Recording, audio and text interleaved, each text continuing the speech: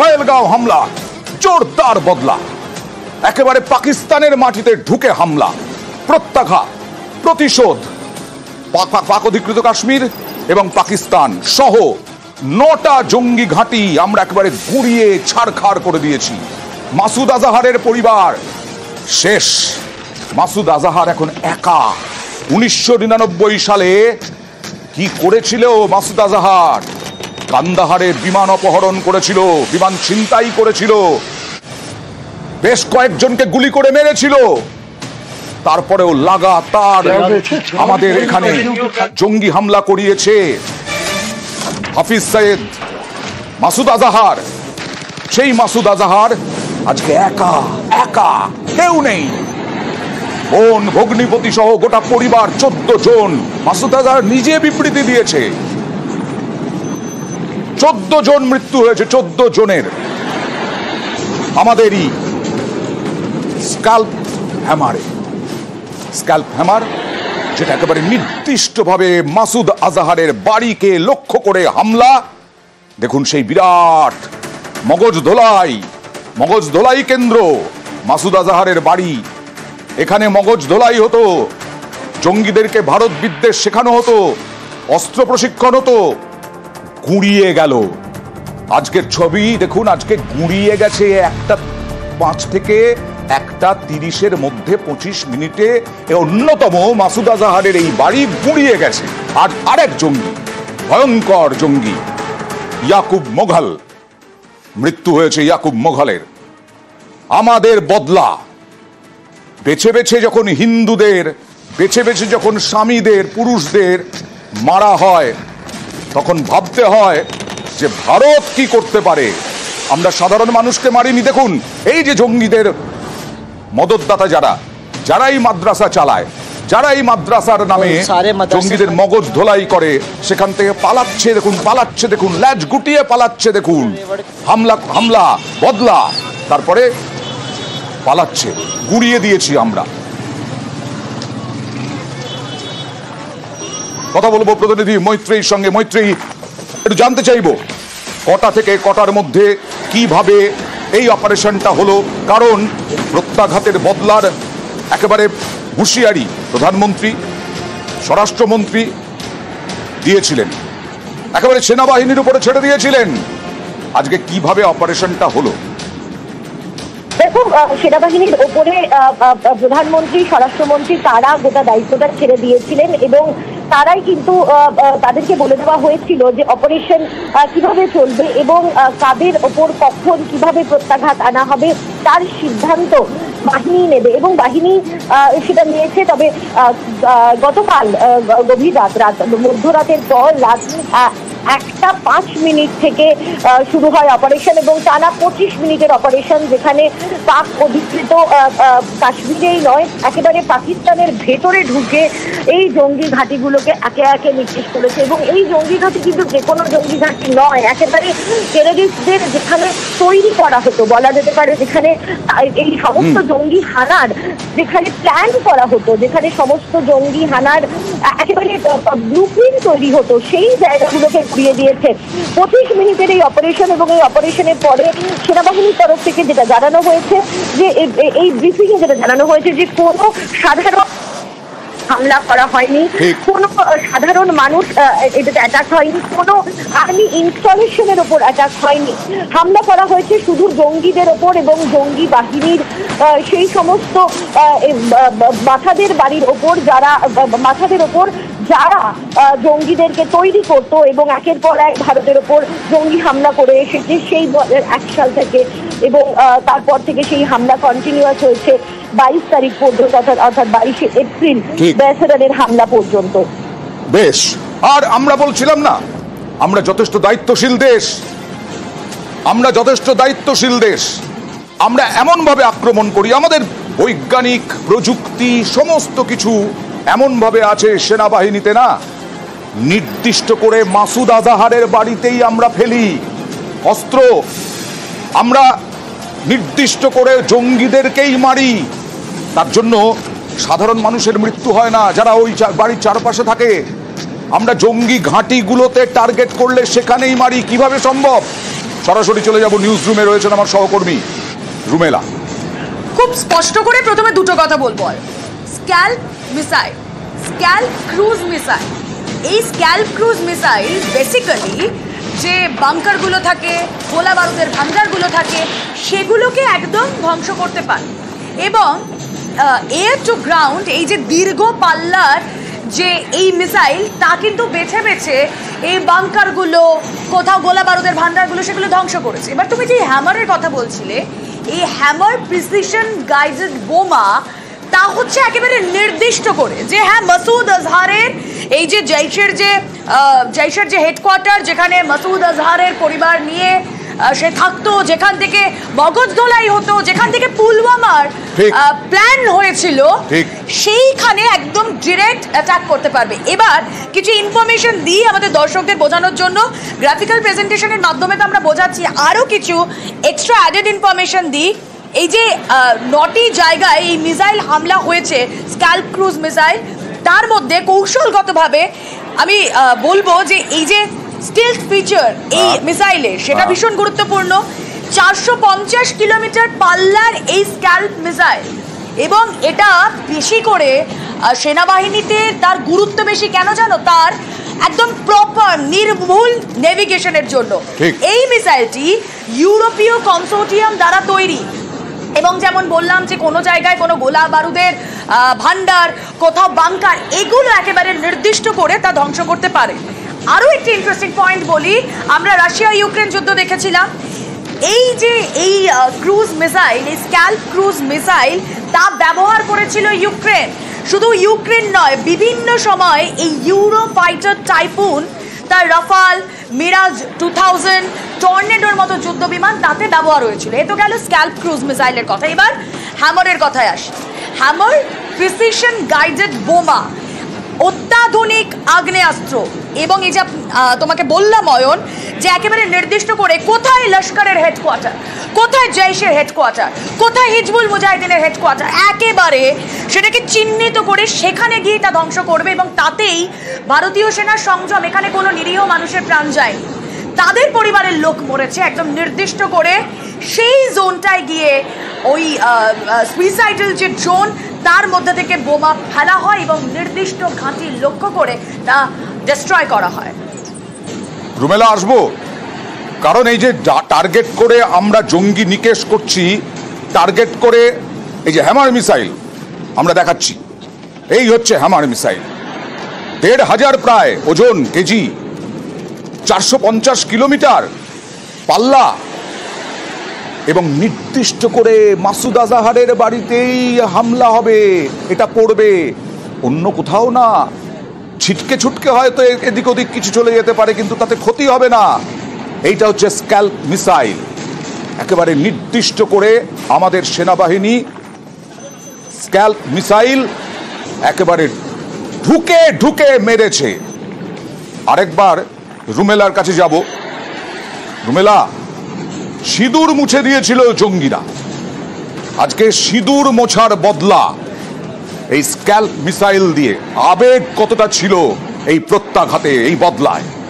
দেখো, এর আগে পুলওয়ামার সময় মিরাজ 2000 ব্যবহার হয়েছিল, একেবারে সেখানেও জঙ্গি ঘাঁটি লক্ষ্য করে সেখানে এই মিরাজ 2000 ব্যবহার হয়েছিল। আর এই যে স্ক্যাল্প হ্যামার, এই যে অত্যাধুনিক আগ্নেয়াস্ত্র, এই যে স্মার্ট যুদ্ধাস্ত্র ব্যবহার, সেটা কিন্তু ভীষণ পরিকল্পিত হয়।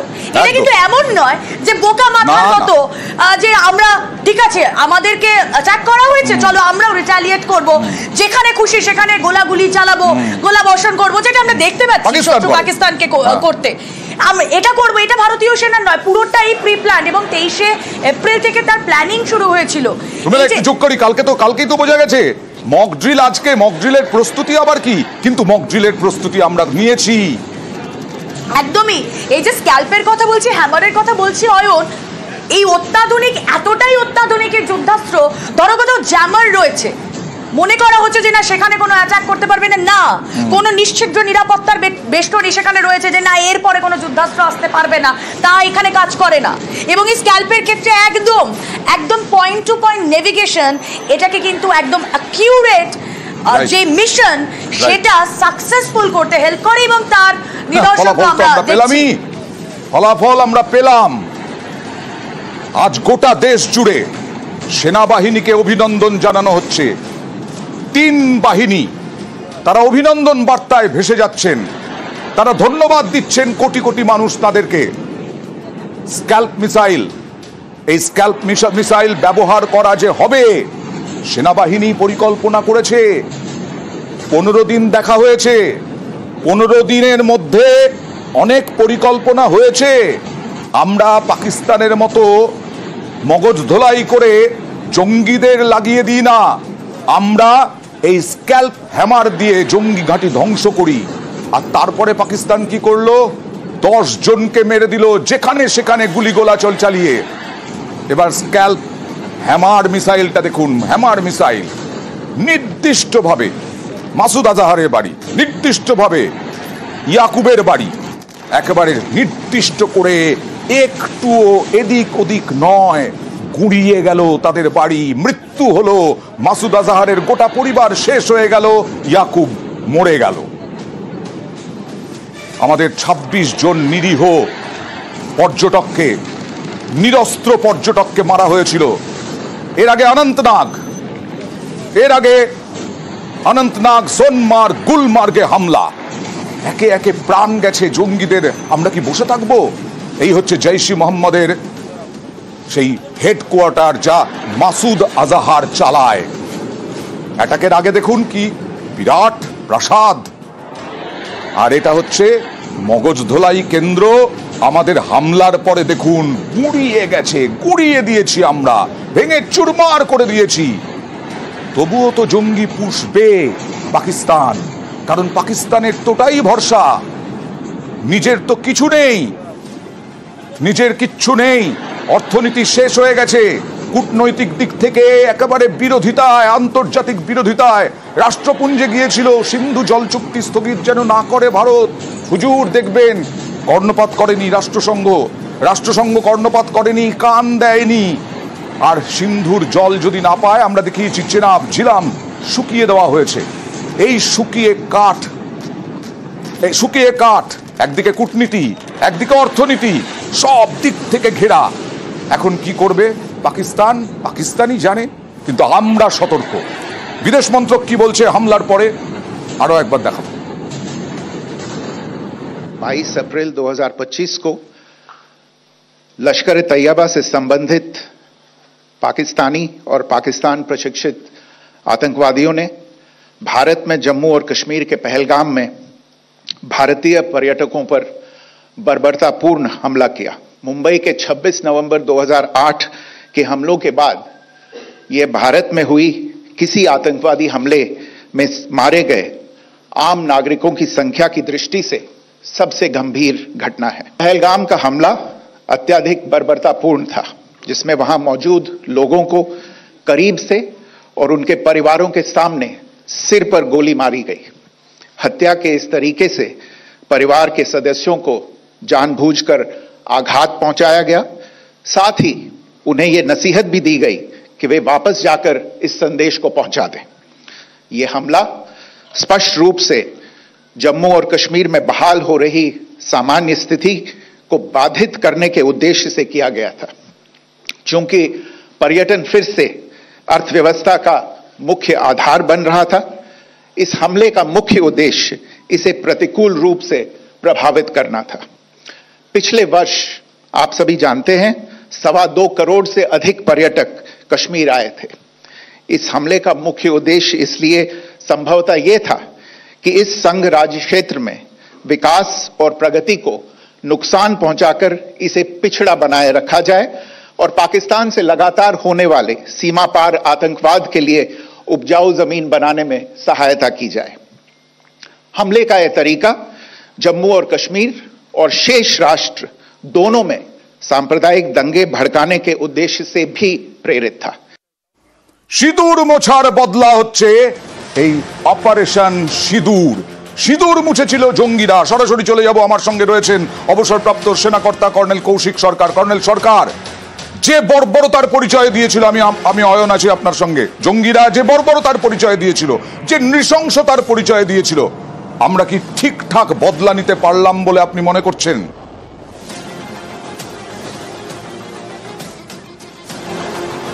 অনেক পেশেন্স দেখিয়েছি, আমরা অনেক ম্যাচুরিটি দেখিয়েছি। এবারে তুমি যখন আনআর্মড সিভিলিয়ানদের উপরে তুমি এইভাবে গোলাগুলি চালালে আর এতভাবে নৃশংসভাবে হত্যা করলে, তাদেরকে জাত জেনে তাদের হত্যা করলে, এরপরে আর তোমাকে ক্ষমা করা যায় না। এবং তোমার যে এই টেররিস্ট অ্যাক্টিভিটি, এটা আমরা মুছে দিতে চাই।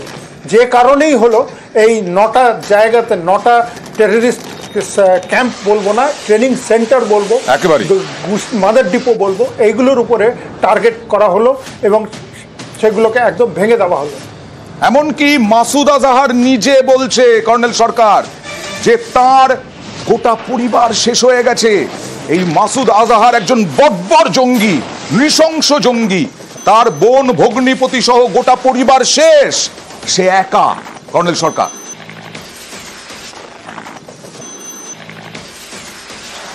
নিশ্চয়ই এত প্রিসিশন ভাবে অ্যাটাক হয়েছে যে মাসুদ আজহার কি ওদের আসিম মুনিরও এই জিনিসটা পরিকল্পনা করতে পারেনি যে এত প্রিসিশন স্ট্রাইক হবে এবং কোথাও কোনো কোলাটারাল ড্যামেজ হবে না, এবং যাদেরকে আমরা চেয়েছি তাদেরকেই আমরা পেয়েছি। এবং আসাদ মাসুদের খুব কপাল ভালো যে সে বেঁচে গেছে এটা, কিন্তু বলে দিতে পারি ইন্ডিয়ান আর্ম ফোর্সেস ওকে খুঁজে বের করবে এবং তার পরিণতি তাকে পেতে হবে। আমরা পাচ্ছি জানতে স্ক্যালপ হ্যামার এই মিসাইল ব্যবহার করা হয়েছে, আপনি বলছেন না যে একেবারে নির্দিষ্ট করে করে করে করে মাসুদ আজহারের বাড়ি ইয়াকুবকে মারা হয়েছে, জঙ্গিদের বিভিন্ন বাড়ি, মাদ্রাসা, ঘাঁটি একেবারে টার্গেট করা হয়েছে। সেই টার্গেটটা সম্ভব হয়েছে এই স্ক্যালপ হ্যামার মিসাইল থেকে। আপনি বলছেন আর কোথাও কোনো ক্ষতি হবে না, আমরা কোনো সাধারণ মানুষকে মারিনি। কর্নেল সরকার,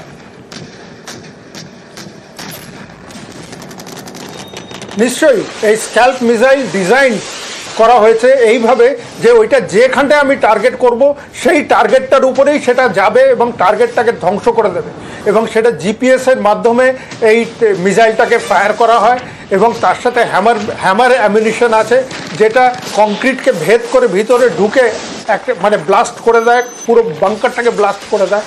এই মিসাইল ইউজ করা হয়েছে যেটা অন্য কোনো কোলাটারাল ড্যামেজ করবে না এবং প্রেসিশনভাবে যাবে। এর জন্য দুজনেরকে আমি স্যালুট করব। একটা হচ্ছে যে যারা এটাকে প্ল্যান করেছে, যেভাবে এই মিসাইলটা ইউজ করতে হবে এবং কিভাবে ইউজ করতে হবে তার জন্যে, এবং দ্বিতীয়ত সেই পাইলট যে রাফাল থেকে এই মিসাইলটা ফায়ার করেছে এবং পিন পয়েন্ট যেখানে আমি চেয়েছি সেইখানেই সে আঘাতটা আনতে পেরেছে এবং ড্যামেজ করেছে। একদম স্যালিউট তো বটেই, স্যালিউট তো বটেই। কিন্তু পরবর্তী পদক্ষেপ কি হতে পারে কর্নেল সরকার? কারণ এরা তো পাকিস্তান তো দিশেহারা, পাকিস্তান তো মানুষ মারে। আজকেও এই হামলা বদলার পরে 10 জন আমাদের ভারতীয় নাগরিককে মেরে ফেলেছে, অনেকে হাসপাতালে ভর্তি। এখন কাশ্মীরের ওই সীমান্তবর্তী জায়গায় আতঙ্ক রয়েছে।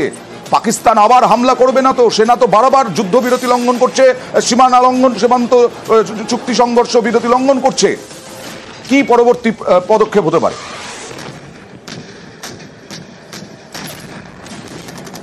দেখুন, পাকিস্তান এই যে প্যানিক স্টেটে আছে, এই প্যানিক স্টেটে সে একটা এমন নির্জাক রিয়াকশন দেবে যাতে ভারত আরও স্ট্রংভাবে ওর এগেনস্টে অ্যাকশন নেওয়ার জন্য রেডি হয়ে যাবে, এবং সেটাই পাকিস্তান নিশ্চয়ই চাইবে না। কিন্তু তাও পাকিস্তান আমাদের সিজফায়ার ভায়োলেশন করছে এবং পুঞ্চে নিরীহ লোকদের উপরে আজকে আর্টিলারি শেলিং করেছে, তার মুতোর জবাব আমরাও দিয়েছি। এটাকে ফায়ার অ্যাসল্ট বলা হয়, যখন এলসিতে ফায়ার অ্যাসল্ট বলে এটাকে বলা হয়। ওরা ফায়ার করে, আমরাও ফায়ার করি, দুদিকে ডেভাস্টেটিং এফেক্ট হয়। কিন্তু তাহলে আত্মবিশ্বাসটা বাড়বে ভারতীয়দের, ভারতবাসীর, কাশ্মীরের মানুষের। আমার শেষ প্রশ্ন, এই যে সিঁদুর, অপারেশন সিঁদুর, হ্যাঁ বহু স্ত্রীর সিঁদুর মুছে গেছে তো এই 22 তারিখের আক্রমণে, এই নামটা আপনি কিভাবে দেখছেন?